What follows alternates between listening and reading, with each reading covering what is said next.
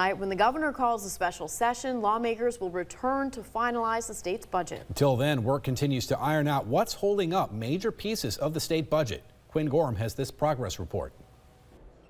They should be public. In the way that we do our work, I'm sure there'll be conversations that happen among members, but there should be public meetings, yes. Senate Majority Leader Erin Murphy making the case shortly after Monday's adjournment that the work done between the regular and special session ought to be public. She wasn't alone.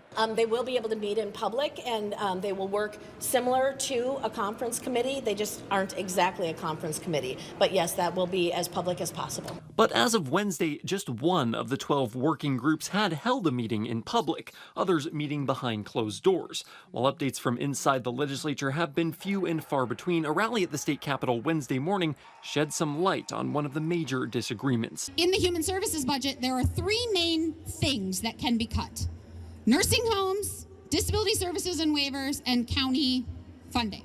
Representative Kim Hicks, a DFLer from Rochester, says that the Human Services Working Group is debating over how to allocate funding cuts.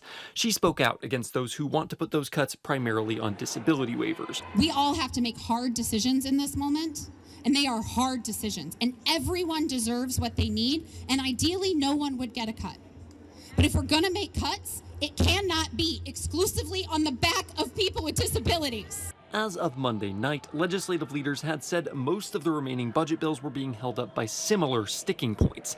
Their hope was to make some major progress in those negotiations by 5 p.m. Wednesday. I just think people need a little bit of time and maybe interaction together, but I expect that these working groups are going to complete their work. Reporting in St. Paul, I'm Quinn Gorham. No word on which committees made progress by today's 5 o'clock deadline.